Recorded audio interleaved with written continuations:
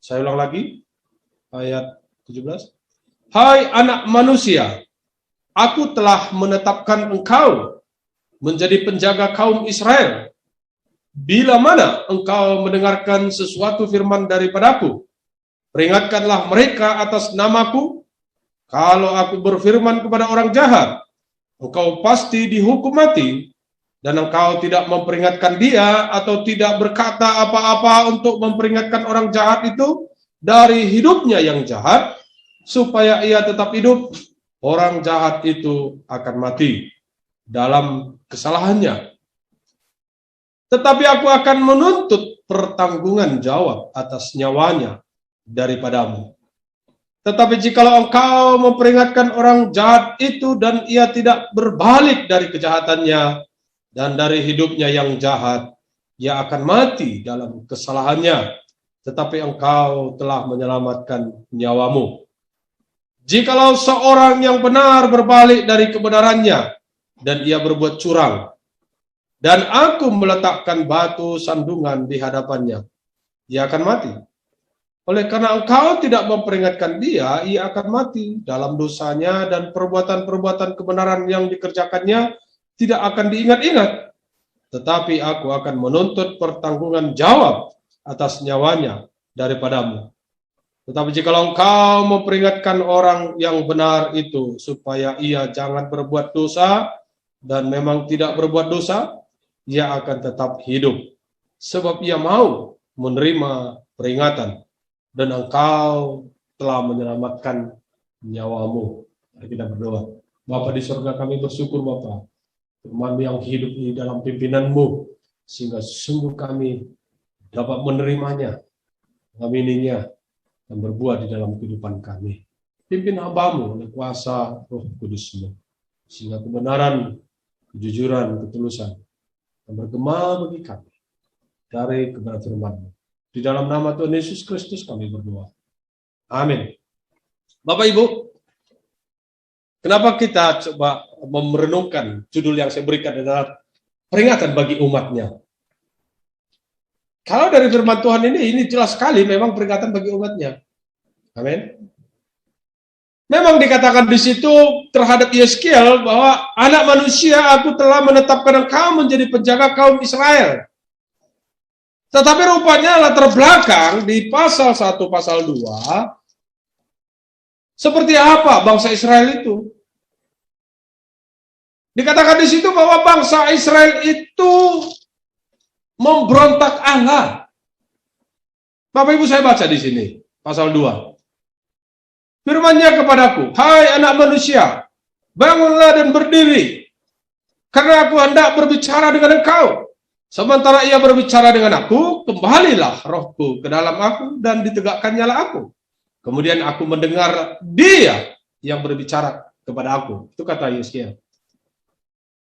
Ayat 3, firman-Nya kepada Yeskiel itu, hai anak manusia, aku mengutus engkau kepada orang Israel, kepada bangsa pemberontak yang telah memberontak melawan aku. Itu kata Tuhan. Mereka dan nenek moyang mereka telah mendurhaka terhadap aku sampai hari ini juga. Ya kan? Jadi itu latar belakangnya bahwa bangsa Israel pada zaman Yeskiel itu memberontak dari nenek moyangnya. Memberontak kepada Allah. Berbuat curang kepada Allah. Melawan Allah. Ya. Walaupun ada nabi di tengah-tengah mereka, walaupun ada yang memperingatkan mereka akan kehidupan yang tidak berkenan di hadapan Tuhan. Tetapi pemberontakan itu atau melawan Tuhan itu dengan kehidupan yang sehari-hari yang begitu banyak dan bahkan semua dikatakan orang-orang Israel, maka Tuhan mengutus Yeskiel untuk memperingati mereka. Untuk memperingatkan mereka. Memperingatkan akan apa yang dilakukan kepada Tuhan. Akan apa yang dinyatakan kehidupan sehari-harinya kepada Tuhan. Ketika kita melihat pada zaman Yeskiel ini, bagaimana sampai nenek moyangnya itu juga memberontak kepada Tuhan, berdasarkan firman Tuhan, Berarti mereka lupa ketika Tuhan menyelamatkan mereka dari perbudakan. Mereka lupa bahwa mereka sudah diberi Tuhan kasih karunia. Mereka lupa Tuhan sudah memberikan keselamatan kepada mereka. Mereka lupa Tuhan menuntun mereka sampai ke tanah Kanaan, di mana tanah ada susu dan madunya menjadi sumber kehidupan bangsa itu, orang-orang itu. Dan mereka lupakan itu. Setelah nenek moyangnya yang begitu setia, beribadah, memohon pertolongan kepada Tuhan Sang Pencipta itu, berlalu, dipanggil Tuhan, maka generasi berikutnya terjadi pemberontakan kepada Tuhan. Kalau kita membayangkan Bapak Ibu, jika generasi di mana Yeskiel ini ada bangsa dan orang-orang banyak itu memberontak, tetapi Tuhan mengutus orang yang memperingatinya. Kira-kira yang kita renungkan itu seperti apa Tuhan itu terhadap umatnya? Ini yang saya katakan bahwa begitu besarnya kasih Allah akan dunia ini. Dan sangat begitu besarnya kasih Allah terhadap umatnya. Sehingga tidak membiarkan pemberontakan manusia itu terus sampai dengan membawa mereka kepada maut dan semuanya mati dan tidak ada lagi menyaksikan kemurahan Tuhan di dunia ini. Dan Tuhan tidak mau. Karena mereka lah yang sudah pernah menikmati dari masa nenek moyangnya bagaimana pertolongan Tuhan terhadap kehidupan keluarga demi keluarga secara bangsa dan kaum.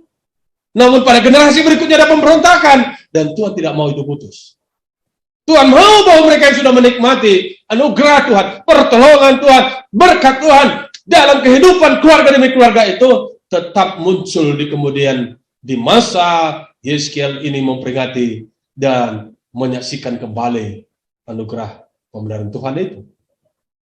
Dan Tuhan mau itu.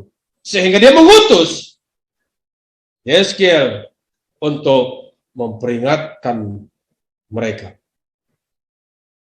Bapak Ibu, pada masa itu, di mana Tuhan mau mengutus kepada orang Israel itu pada posisi buangan.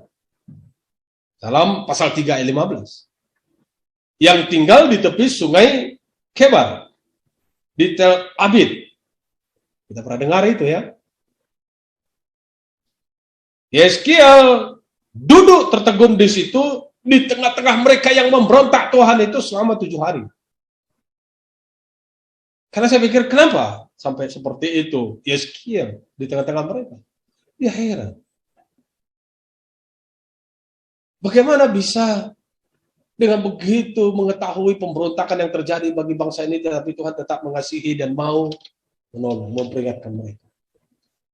Bagaimana bisa begitu besar kasih Tuhan terhadap umat atau bangsa atau orang-orang sekelompok kaum ini sehingga dia harus diperingatkan. Dan bagaimana bisa saya akan didengarkan untuk memperingatkan mereka? Kira-kira begitu. Dan bagaimana bisa saya akan aman ketika saya memperingatkan akan dosa mereka di hadapan Tuhan? Apakah saya tidak akan dibunuh? Kira-kira begitu. Kalau kita baca konteks dari pasal 1 sampai dengan pasal selanjutnya. Tapi Tuhan sudah katakan sebelumnya, jangan takut, Yeskiel. Jangan takut. Beritahukan aja apa yang akan Tuhan lakukan terhadap mereka yang tidak mau bertobat. Beritahukan aja apa yang akan terjadi kepada mereka yang tidak mau berbalik. Itu tugasmu. Jangan sampai nanti kau tidak melakukan tugas, maka saya akan menuntut itu kepadamu. Mari kita telusuri ayat-ayat yang mengungkapkan dengan kronologis seperti itu, Bapak Ibu. Ya, tetapi sebelum kita melihat di situ, kita coba lihat siapa Yeskiel ini. Yeskiel ini adalah seorang nabi yang adalah disebut dalam arti bahasa Ibrani itu Nevi, yang berarti seorang yang dipanggil Tuhan kepada manusia atas nama Allah. Atas nama Allah. Tetapi sebagai manusia dia berpikir bahwa saya tidak akan diterima bicara. Tetapi Tuhan katakan, engkau adalah berbicara atas nama Allah. Ya, kalau di dalam bahasa lain disebutkan itu adalah roe ataupun koje, yang selalu itu diharapkan Tuhan terjadi dan aktif ataupun itu harus dilakukan oleh para nabi itu, oleh para roe itu. Yaitu dia melihat sesuatu yang akan terjadi oleh kehendak Tuhan sebelum kehendak Tuhan itu terjadi, ataupun seizin Tuhan itu terjadi untuk menimpa seseorang yang memberontak kepada Tuhan, maka si pelihat itu harus hadir di situ. Si pelihat itu harus memperingatkan itu. Itu maksudnya. Si nabi itu harus memperingatkan. Jadi seketika sebenarnya bahwa Yeskiel ini sudah lama melihat itu, bagaimana kondisi dari orang-orang Israel ini yang memberontak ini. Bahwa engkau tanpa ada pernyataan, tanpa ada peringatan, tanpa ada pertobatan, maka tunggu waktunya akan mati. Yeskiel sudah tahu. Dan Tuhan mempertegas, aku mengutus engkau di sana. Jadi semua hamba-hamba Tuhan kadang-kala ada penglihatan begitu. Tapi hamba Tuhan yang benar ya, juga hamba Tuhan. Karena melihat yang dilihat oleh setan ya. Tapi ini apa yang dilihat oleh Tuhan? Karena hidupnya. Karena itu Tuhan mengutus dia. Ayo kamu ke sana peringatkan. Walaupun kadang-kala orang menganggap kamu tidak dianggap nabi misalnya. Kamu tidak dianggap hamba Tuhan misalnya. Kamu tidak dianggap utusan Tuhan misalnya. Kamu tidak dianggap berbicara atas nama Tuhan. Tidak apa-apa. Tetapi kamu harus bicara. Walaupun orang tidak mau untuk melakukannya. Karena dalam kronologis itu demikian dikatakan Bapak Ibu. Dan itu mari kita perhatikan. Kalau dalam perjanjian baru disebut dia adalah prophetess. Yang artinya bahwa dia harus berbicara apa yang dia ketahui dari Tuhan. Dia harus mengatakan apa yang dilihat dari Tuhan. Dia harus memberitahukan, mengungkapkan apa yang diberitahukan dari Tuhan. Jadi tidak ada penghalang sebenarnya secara baik kemanusiaannya, baik secara rohaninya, tidak bisa terhalangi oleh kondisi apapun, karena yang dilihat itu adalah perlu bagi kepentingan dan kebaikan bagi banyak orang. Itu maksudnya. Dan keberadaan daripada nabi ini sebenarnya menjadi peringatan bagi para hamba Tuhan yang benar untuk memperingatkan siapa yang sebenarnya ada ciri-ciri melawan Tuhan, ada ciri-ciri memberontak Tuhan. Apakah itu bisa dibiarkan? Bisa saja. Tapi sebagai hamba Tuhan itu tidak akan membiarkan itu, Bapak Ibu. Tidak akan membiarkan itu terjadi. Karena itu akan merugikan dia, begitu ya. Kecuali kalau misalnya supaya tidak ketemu dengan hamba Tuhannya, atau tidak ketemu mungkin dengan Yeskiel ini, ketika tahu kabarnya dia akan mau datang, dia melarikan diri ya. Jadi ada alasan kepada Tuhan, Tuhan saya nggak pernah ketemu dengan dia, gitu. Tetapi Tuhan akan bilang, aduh kamu bilang nggak ketemu dengan dia. Bagaimana kau itu? Sudah dengar dulu kabarnya dia mau datang, terus kamu tinggalin. Jadi kena kita dimanapun. Artinya Bapak Ibu, saya mau merenungkan ini adalah, siapakah kita di dunia ini? Sehingga kita merancangkan hidup kita itu sesuai keinginan kita. Sedangkan yang kita tidak sadari itu bahwa dimanapun kita sembunyi, mau di bawah tanah ini pun kita sembunyi, mau di langit-langit sana pun kita sembunyi, Tuhan melihat. Amin. Dia melihat. Mau kita berbagai alasan, 1000 alasan pun kita mau membela diri untuk tidak datang sujud kepada Tuhan itu, Tuhan tahu. Dan kita bersyukur masih diberikan kesehatan, amin. Kita bersyukur masih diberikan berkat-berkat yang bisa kita pakai dan kita gunakan sepanjang kehidupan kita di dunia ini. Kita masih bersyukur. Tapi bagaimana ketika kita melihat ada di dalam suatu kondisi yang sebenarnya dalam lokasi itu akan ada tertimpa bencana alam dan segala macam, dan kita tidak ditolong di situ. Kita tidak punya dapat hikmat di situ. Kita tidak punya ada sesuatu peringatan di situ.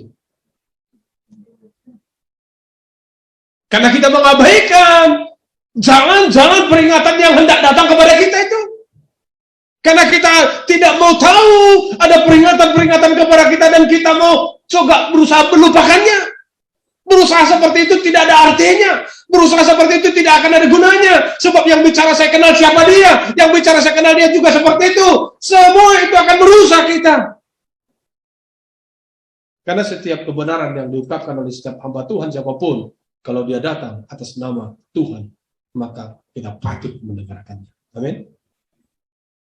Karena itu adalah peringatan bagi kita. Dan mari kita lihat ayat-ayat itu. Tuhan berfirman kepada setiap utusan.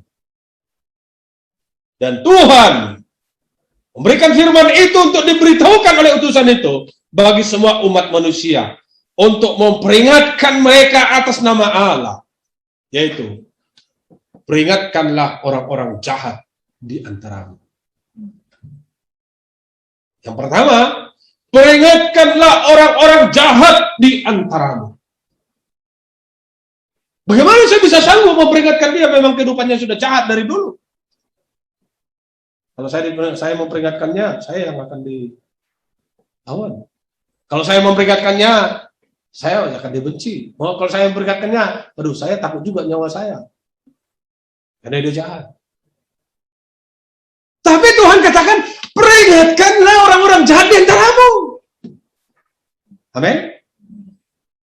Mana yang kita mau ikuti? Apa yang kita pikirkan dengan ketakutan? Atau apa yang kita renungkan dengan perkataan Tuhan?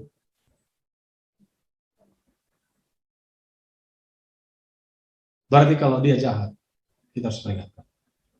Bapak Ibu, siapa kita yang kita lihat anaknya yang sedang berbuat jahat, kita tidak peringatkan? Halo? Perhatikan contohnya. Ada di sini orang tua. Anaknya cubit anak orang, terus kita biarin aja. Kira-kira ada? Tidak ada orang tua yang saya tahu ya. Yang saya tahu, saya juga tidak tahu yang saya tidak tahu. Yang saya tahu bahwa orang tua itu selalu akan memperingatkan anaknya dikala anaknya hendak berbuat jahat. Benar? Itu buktinya. Tetapi kadang-kadang ketika kita sebagai umat di hadapan Tuhan yang kita anggap dan kita mau menyatakan bersama-sama bahwa kita memang sudah menyatakan dan sudah mengakui dan sudah menjadikan kita sebagai anak Allah dan kita kepanggil Tuhan adalah Bapa kita, maka Bapa kita ada di surga mengatakan, peringatkanlah orang-orang jahat di antaramu. Lantas kita tidak mau memperingatkannya. Gimana itu? Ibarat kalau kita membayangkan bahwa kita sama-sama anak loh. Tidak ada kau lebih besar dari saya anak yang sama dengan anak engkau sebagai anak Allah. Berarti ketika engkau berbuat jahat, saya memperingatkanmu, jangan berbuat jahat. Kan begitu? Tidak ada membuat kita ada halangan untuk memperingatkan orang jahat di antara kita. Ini adalah firman Tuhan memang kepada orang-orang Israel yang memberontak kepada Tuhan. Yaitu memberontak karena mereka sudah mengenal Tuhan, jadi ada indikasi untuk memberontak. Tapi bagaimana mereka yang sudah menyadari bahwa dia adalah ciptaan Tuhan? Berarti sebagai ciptaan Tuhan, dia tahu memberontak kepada Tuhan. Maka karena itu, sebagai orang yang mengetahui kebenaran firman itu, mari peringatkan mereka. Karena dalam ayat itu dikatakan, kalau aku berfirman kepada orang jahat, engkau pasti dihukum mati, ya mati. Kan begitu. Dan kita tidak mau seperti itu kan. Dia jahat, kemudian menuju maut. Karena kejahatannya yang akan membawa dia kepada maut itu. Dan bagaimana dengan hati kita yang sungguh menikmati dan mengerti apa kasih Allah kepada setiap manusia itu, bahwa Allah ingin manusia itu menerima kasih karunia-Nya dan dia terselamatkan dari kehidupan yang terancam menuju maut. Bukan berarti bahwa kita tidak kenal dia, kita tidak menjadi saudara kandungnya, kita tidak akrab, kita tidak segereja, lantas ketika dia berbuat jahat menuju maut, terus kita biarkan aja. Tidak. Dan kita yang sudah mengerti bahwa kita memiliki kekuatan dalam Tuhan Yesus Kristus, kita bisa memperingatkannya. Dalam hal ini, Bapak Ibu, kisah ini orang Israel sudah semua memberontak Allah, sehingga harus Yeskiel turun untuk memperingatkan mereka. Dan ketika Yeskiel sebagai nabi atau penambah Tuhan yang tidak mau memperingatkan itu, maka dikatakan, dan engkau tidak memperingatkan dia, atau tidak berkata apa-apa untuk memperingatkan orang jahat itu dari hidupnya yang jahat, supaya ia tetap hidup, orang jahat itu akan mati dalam kesalahannya. Tetas ya, orang jahat dituntun kejahatan itu menuju kematian, kan begitu? Tetapi kita tidak peringatkan. Maka dikatakan, tetapi aku akan menuntut pertanggungan jawab atas nyawanya daripada. Tidak bisa kita mengelak. Ya sebenarnya bahwa kita tahu sebagai manusia yang normal di hadapan Tuhan itu, dia ada hati yang sama dengan hati Allah yang memiliki kasih kepada sesama. Karena itu dikatakan kasih yang utama adalah kasih Allah Tuhan Allahmu. Kemudian yang kasih kedua adalah kasihilah sesamamu seperti dirimu sendiri. Secara normal kalau dari pengertian pemahaman kasih itu tidak pernah berbicara hati nurani itu tentang kasih kepada seseorang. Sehingga kita akan melihat ketika ada orang jahat menuju kematiannya oleh karena kejahatannya itu, kita ada dan melihat dia, pasti sebenarnya hati nurani memimpin kita untuk memperingatkan dia. Kenapa? Siapapun dia. Karena sama-sama ciptaan Tuhan. Apalagi kalau kita membayangkan, kita menarik di dalam suatu komunitas kita, apakah komunitas keluarga, apa komunitas dalam lingkungan, atau komunitas jemaat. Begitu ada saudara kita yang kita lihat mereka berbuat jahat, maka kita hadir untuk memperingatkan itu. Amin. Kita datangin memperingatkan itu, supaya tidak dia terlelap dan menuju kematiannya oleh karena kejahatan yang dia tidak sadari. Karena sekali berontak, barangkali pada masa dia menuju sebegitu besarnya pemberontakan yang dilakukan itu, dan sebegitu banyaknya kejahatan yang sudah dilakukan itu, dan supaya dia tidak menuju kematiannya, kita datang untuk memperingatkannya. Supaya dia dengan kejahatannya yang memberontak Tuhan itu tidak terus, tapi ada jalan bagi dia untuk kembali kepada Tuhan. Kenapa sampai kita berpikir bahwa ada kejahatan di antara anak-anak Tuhan?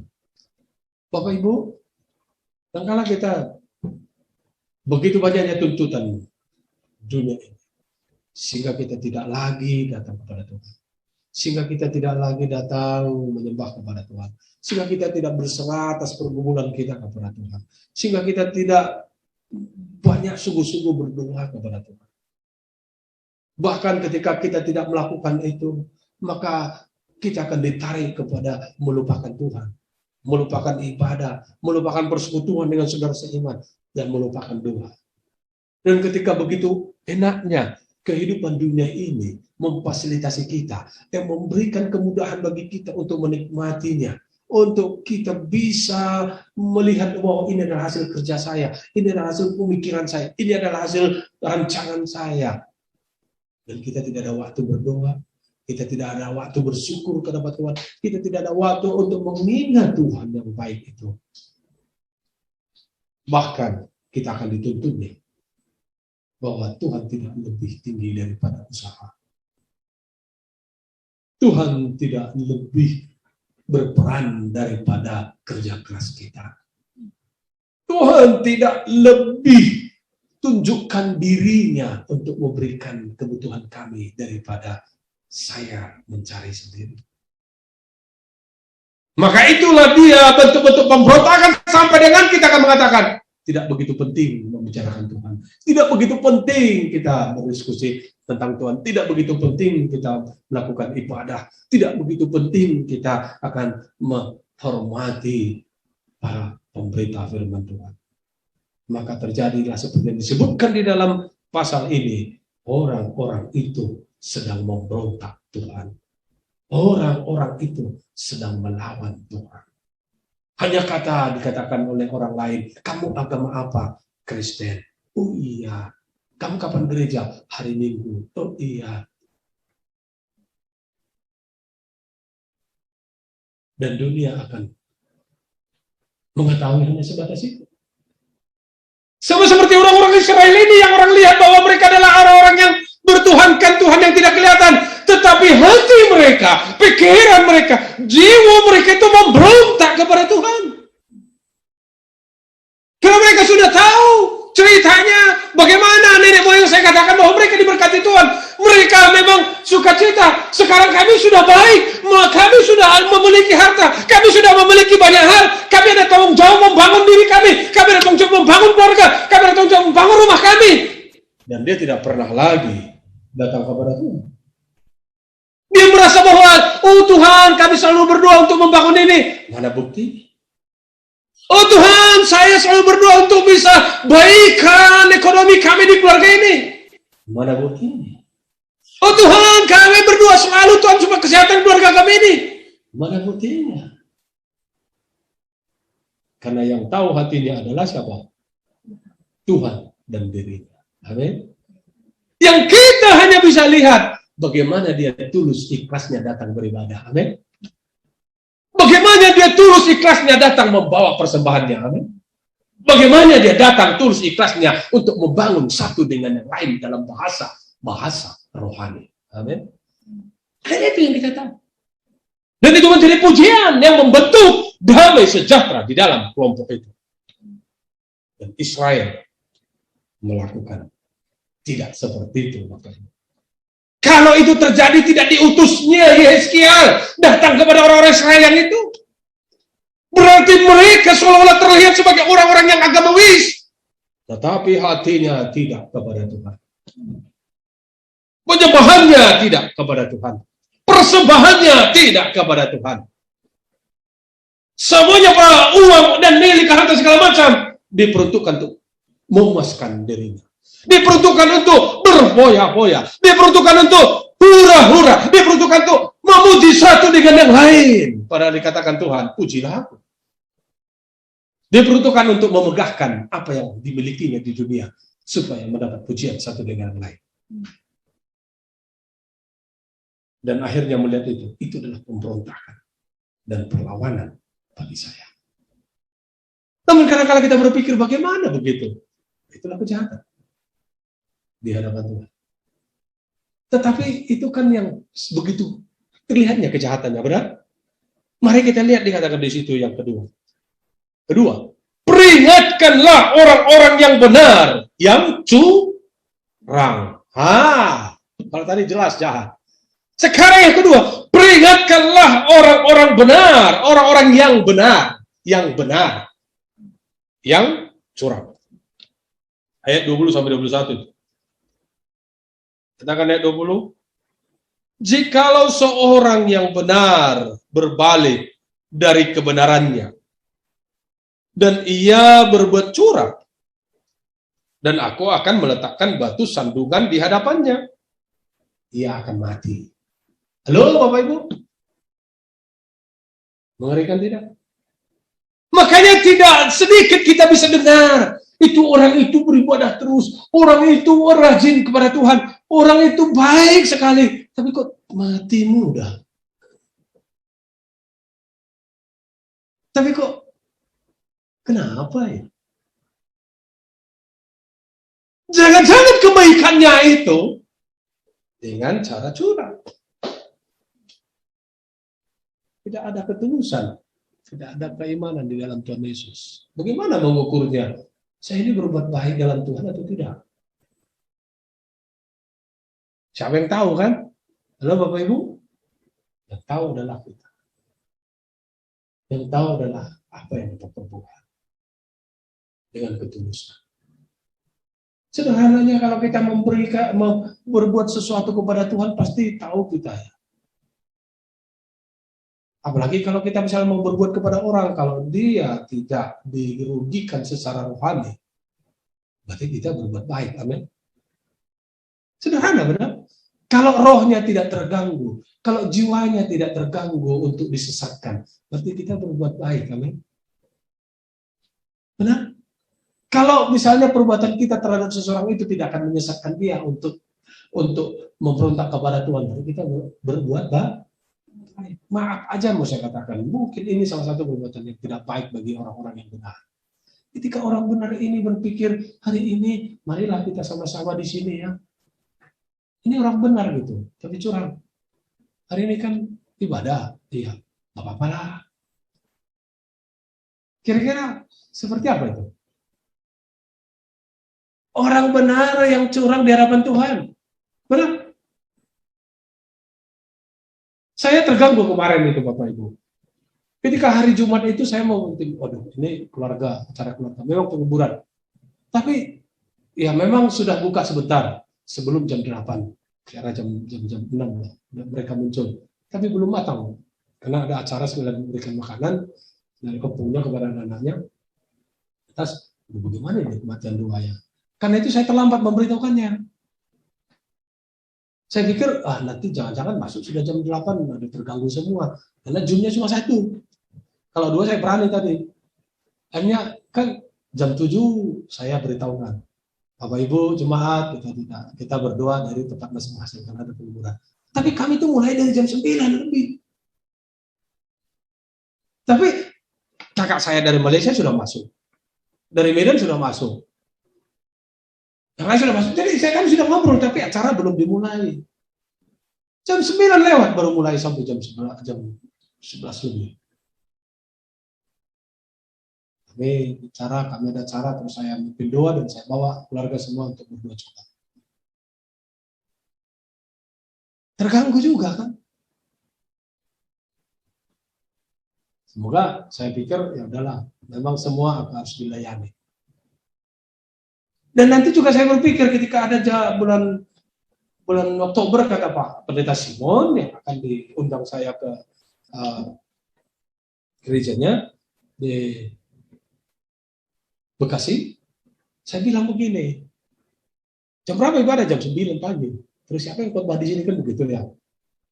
Ya, kita harus siap ini teman-teman yang di sini yang tahu teknologi. Seperti Pak Produksi bilang, bagaimana dengan kita ini?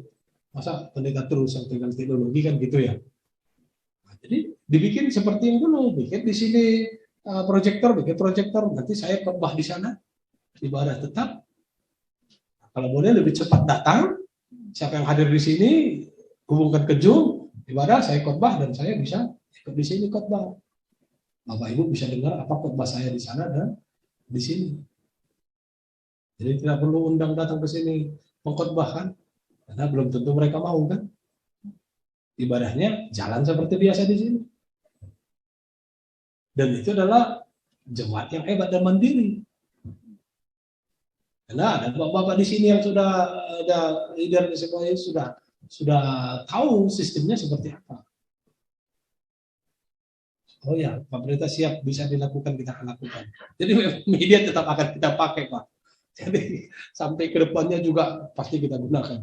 Tapi mungkin ya supaya saya tidak bolak-balik begini, mari kita doakan supaya ada tim media teknologi kita itu yang minimal lah 2 orang kan yang standby untuk memikirkan itu. Bahwa harus diciptakan kepada dirinya itu. Saya harus melakukan pelayananku.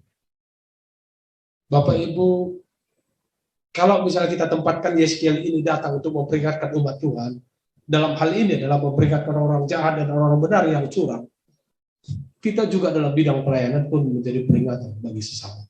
Amin. Media itu kan selalu memperingatkan.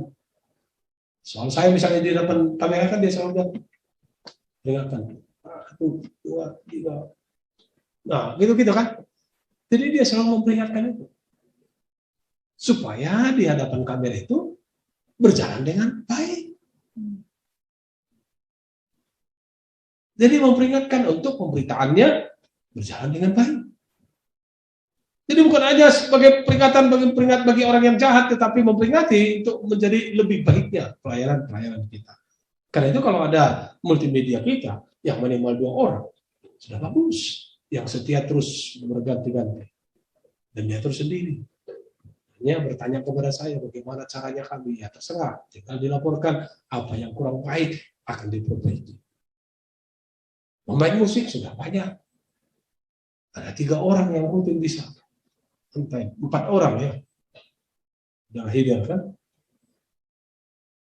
Memimpin acara. Dengan berlakon diakonia dan penatua. Ada kita banyak.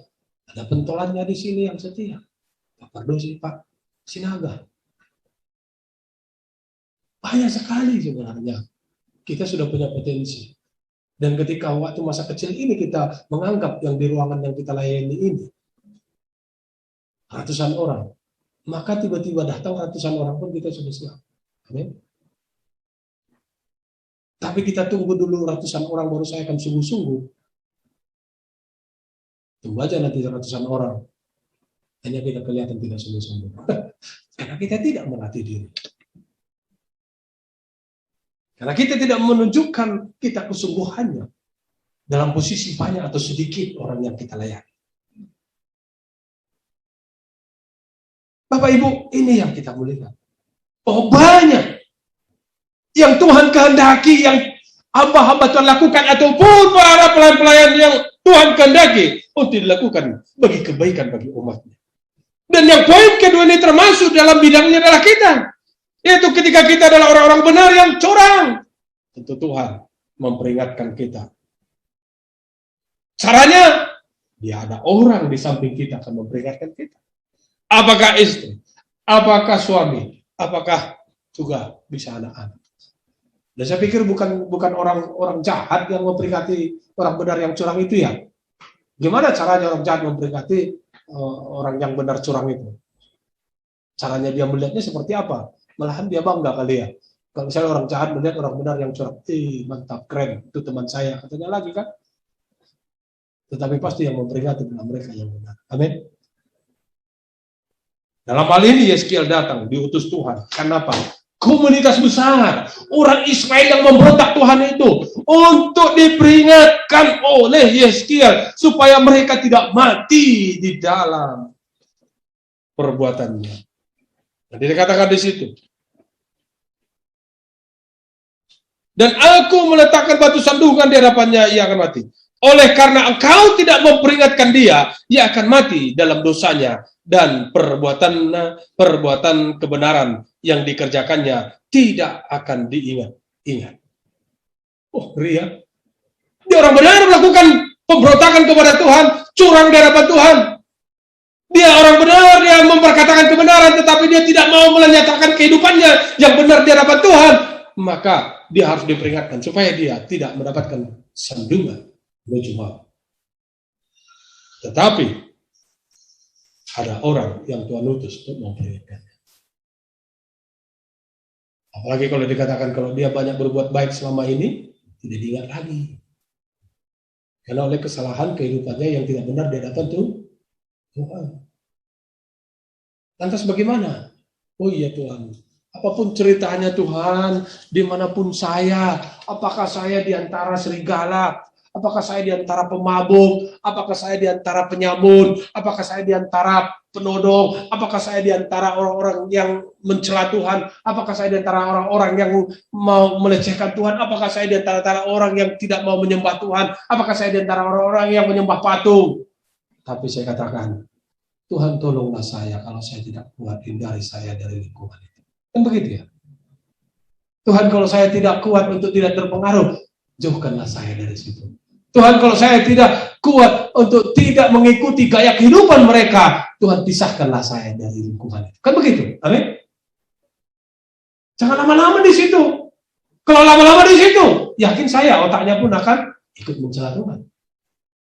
Pertama-tama pikirannya, kemudian masuk ke dalam hati. Baru mulutnya akan keluar.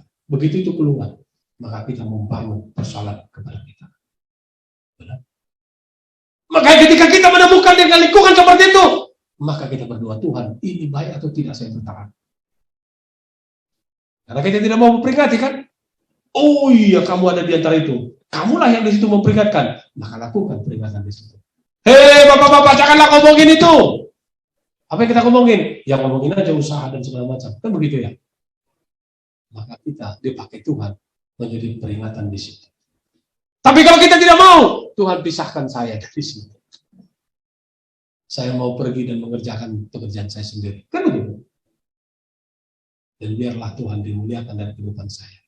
Maka Tuhan akan menyelamatkan kita. Namun ingat, ketika kita dikatakan tidak memperingatkan mereka.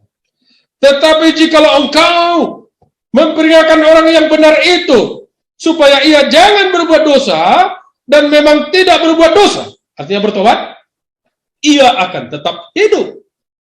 Sebab ia mau menerima peringatan. Dan engkau telah menyelamatkan nyawamu. Ini firman Tuhan loh. Makanya kalau kita lihat ada saudara kita orang benar, dia mau berbuat dosa, peringatkan, hei jangan berbuat dosa. Jelas ya? Jangan diam-diam. Nanti kalau saya peringatin dia, aduh bagaimana ini? Dia sudah lapar, dia sudah ini, tetapi harus mencuri, dia baru makan. Bilang, jangan mencuri, udah tenang, jangan mencuri, udah kita pulang. Dia akan hidup. Jangan gara-gara kita lihat, aduh, karena mencurilah dia baru makan gitu, terus kita diam. Yang akan ditanya pertanggungjawabannya adalah saudara, Bapak Ibu, benar? Karena mungkin, aduh, pikir-pikir nanti kalau dia tidak mencuri dari saya, dia makan. Hati-hati. Hati-hati dengan begitu. Ini pengertian yang sangat sederhana. Dan ini terhadap umat Tuhan, terhadap sesama kita. Kenapa? Itulah yang membangun damai sejahtera yang terjadi bagi kita bersama. Amin. Itulah yang membangun bahwa kita menjadi saksi yang saling mengasihi, memperingati orang yang jahat untuk tetap hidup. Memperingati orang yang benar, yang curang, yang mungkin dia sudah tak tahu, tak sadar hidupnya di hadapan Tuhan. Dan kita datang memperingatkan dia. Maka dia hidup. Dan kita harus sadar Bapak Ibu. Kadang-kala kita tidak sangka bahwa kita dipertemukan dengan kasus-kasus seperti itu. Amin. Bapak Ibu, kadang-kala nggak berpikir keinginan mau ke sana, jalan ke sana gitu, rupanya Tuhan maksud untuk memperingatkan. Dan kita menyadari bahwa tidak ada tujuan sangat untuk datang kepada dia. Tetapi kok saya mau ke sini, lantas kita temukan sesuatu yang harus kita peringatkan. Dan kita harus peringatkan itu. Amin. Dan ketika kita sudah peringatkan dia, kita yakin Tuhan akan menyelamatkan dia. Ketika apa? Ketika yang kita peringati itu mendengar dan menerimanya. Sederhana. Bapak Ibu, apa yang kita lihat dari kebenaran firman Tuhan ini? Yeskiel sebagai hamba Tuhan adalah nabi berbicara atas nama Allah. Memperingatkan begitu besarnya orang-orang Israel yang memberontak kepada Tuhan, yang melawan Tuhan. Dan Tuhan katakan, engkau harus melaksanakan itu. Supaya engkau menyelamatkan nyawamu. Dan engkau menyelamatkan nyawa orang-orang Israel. Dan kita Bapak Ibu yang sekarang tinggal di dunia ini, barangkali kita tidak sadar. Oleh karena masa pandemi ini yang membuat kita merasa semuanya baik-baik saja dan biasa-biasa. Bahkan ada seperti semua sudah mengerti. Tidak ke gereja tidak apa-apa, tidak berdoa tidak apa-apa, tidak memberi persembahan tidak apa-apa. Bapak Ibu, saya mau katakan, yang hadir, yang percaya firman Tuhan, peringatkan mereka. Karena mereka tidak tahu, tapi percaya dalam kehendak Tuhan.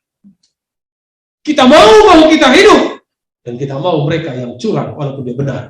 Kita peringatkan supaya tetap hidup. Amin. Dan jika mereka berbuat jahat, peringatkan terus. Sampai mereka menerima, mereka akan datang kembali kepada Tuhan. Maka kita menikmati dan sejahtera. Amin. Mari kita berdoa. Bapa di surga, terima kasih. Siang hari ini kami bersyukur atas kebenaran firman-Mu. Tuhan, kepada kami. Untuk tetap setia. Dan menyatakan kehidupan baik dan benar di hadapan. Sebagaimanapun Tuhan karuniakan kehidupan kami untuk kami nikmati. Namun juga pakai kami memperingatkan jika ada teman-teman kami, sesama kami yang berbuat jahat, supaya mereka bisa hidup dan tidak berlelap di dalam kejahatan yang menuju maut. Tapi datangkan setiap hamba-hamba Tuhan dan anak-anak-Mu untuk memperingatkan mereka. Demikian juga orang-orang yang benar, yang curang, yang melakukan pekerjaan yang tidak baik di hadapan Tuhan. Biarlah Engkau utus hamba-Mu dan orang-orang baik di dalam Tuhan Yesus untuk memperingatkan mereka. Sehingga mereka hidup di dalam anugerah Tuhan. Terpuji nama-Mu, firman Tuhan ini.